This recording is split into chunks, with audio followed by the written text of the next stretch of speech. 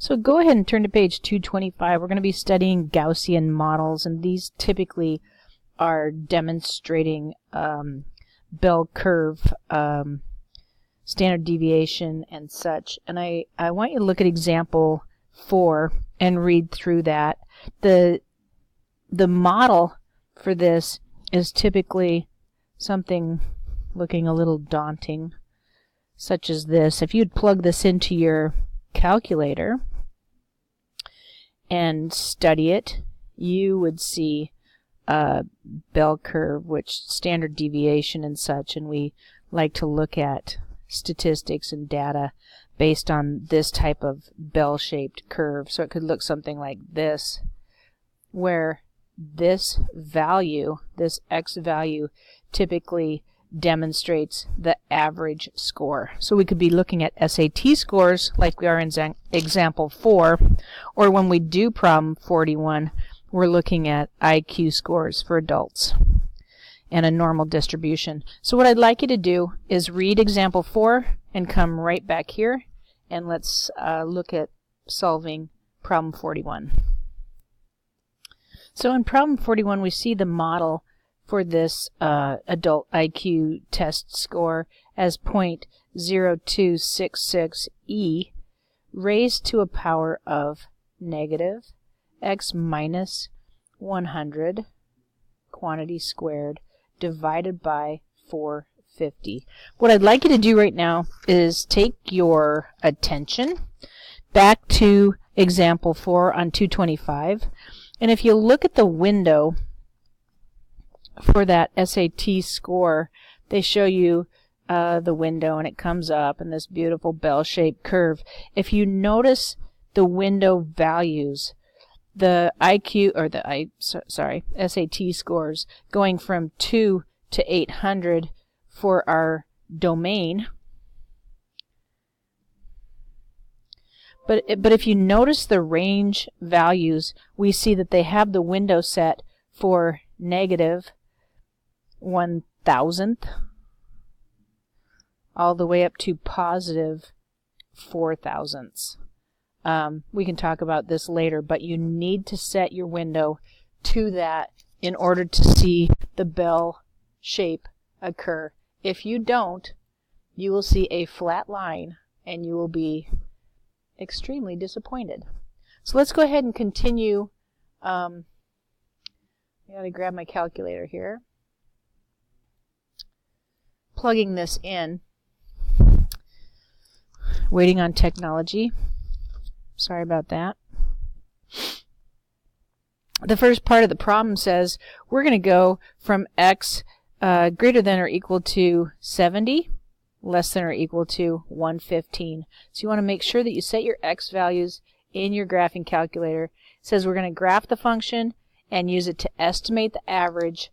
Remember when I was speaking earlier that average is the middle, the peak of that bell curve.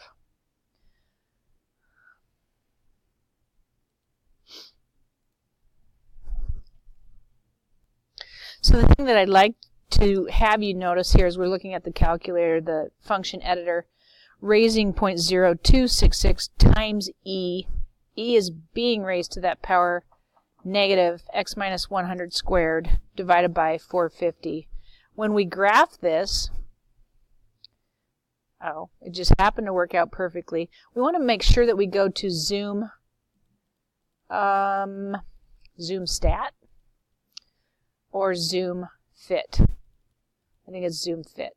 Okay? Zoom fit will take that data and perfectly frame it right in there. Now, we notice, if I hit the trace button, my calculator does this. I hope yours will too. It takes you right to the peak of that curve.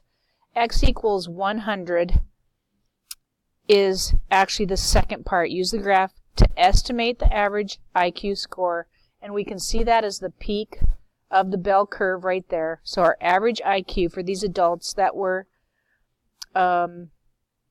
what's the word, Joe? Surveyed, according to this model, is 100. Average IQ score, 100. So after you read example 5, we're going to come back here and go over problem 43. But I'd like to talk to you about these logistic growth curves. And when you look at the sample that they have there, you'll see that in a logistics growth curve, in this first part, this increase of growth is going up rapidly, and then what we see, so that's this section right here, as an increase followed by a decrease or a dying back. And you guys have taken biology and you understand that to be the case anywhere where there's a source of food or water or oxygen, you know, things increase. They take advantage of their environment and all the surplus is used up, and then population starts to decrease. So we're looking at logistic growth models. In example 5, the spread of a virus, and I want you to read through that, and then we're going to come back here and go over problem 43. So problem 43 is talking about conservation organization releasing 100 animals of an endangered species into a game preserve. They believe that the preserve has a carrying capacity of 1,000. That's why we see this right here. The growth of the herd will follow the logistics curve that I've written out right here. The population, P, is equal to this function where T is time. And the first part of the problem says after 5 months. So all you're doing is replacing, in order to solve for 5 months, we're just taking the value 5 and inputting into the equation, and that was our T. So after 5 months, calculating that value, straightforward, population of 5 months is going to equal 1,000 over 1 plus 9 to the E, 9 times E, excuse me, and we get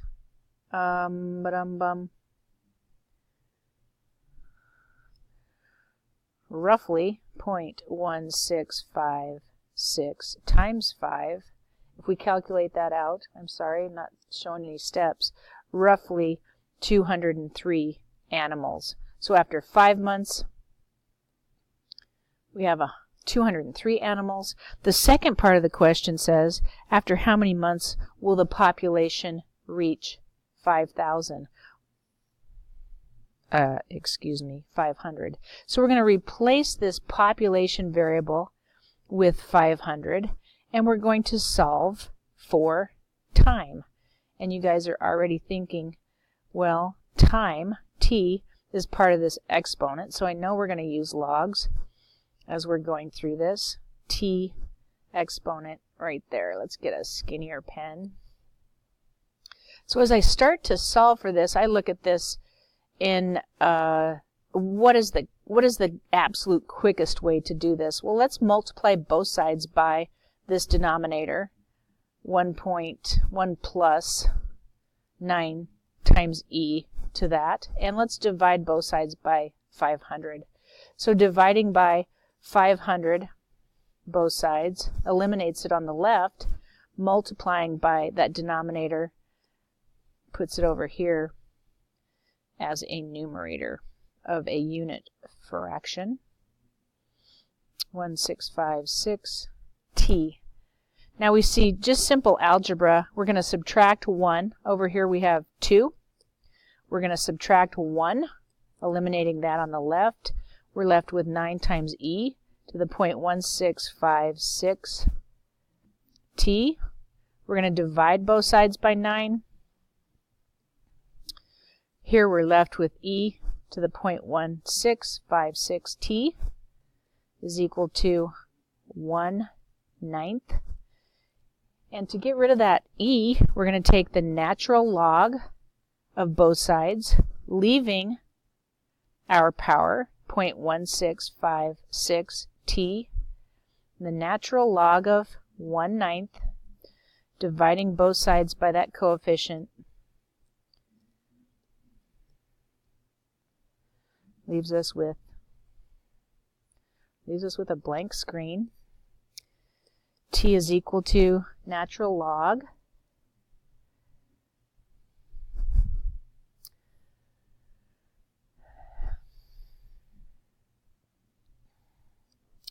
of 1/9 over 0.1656, which gives us approximate value of 13. And that, of course, is in months, which tells us at what point will our population reach 500. The last part says use the graphing utility to graph the function, determine the values of p at which the horizontal asymptotes occur, identify that is most relevant in the context of the problem, and interpret its meaning. Part C, horizontal asymptotes, p equals 0, population equals 0. It can't go into a negative zone. And p equals 1,000. The population will approach 1,000 as time increases, and that's where they got the original model to begin with that 1,000. I'd like you guys to read through example 6, paying close attention to the part above. It says on the Richter scale, the magnitude in wave energy, R, of an earthquake of intensity I is given by this function. The magnitude is equal to log base 10 intensity over I sub O, where I sub O equals 1. When this equals 1, that is the minimum intensity used for comparison, and it's measured in wave energy. So R is wave energy.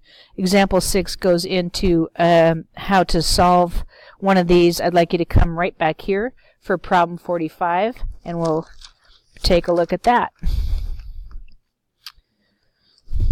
Problem 45 says, using the Richter scale for measuring the magnitudes of earthquakes.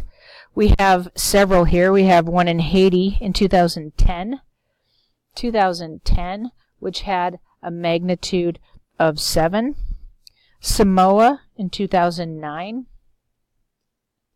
had a magnitude of 8.1. And Virgin Islands, magnitude in 2008, magnitude of 6.1.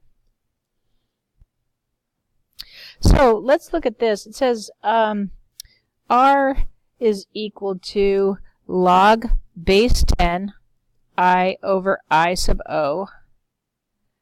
And if we simplified, this is saying 10 to the base R when I sub O is 1, 10 to, the power R is equal to intensity. So we can say that intensity or wavelength energy is equal to a base power of 10. So really all we're doing with each of these is taking this R value and raising 10 to the power of that. 10 to the power of 8.1 and 10 to the power of 6.1.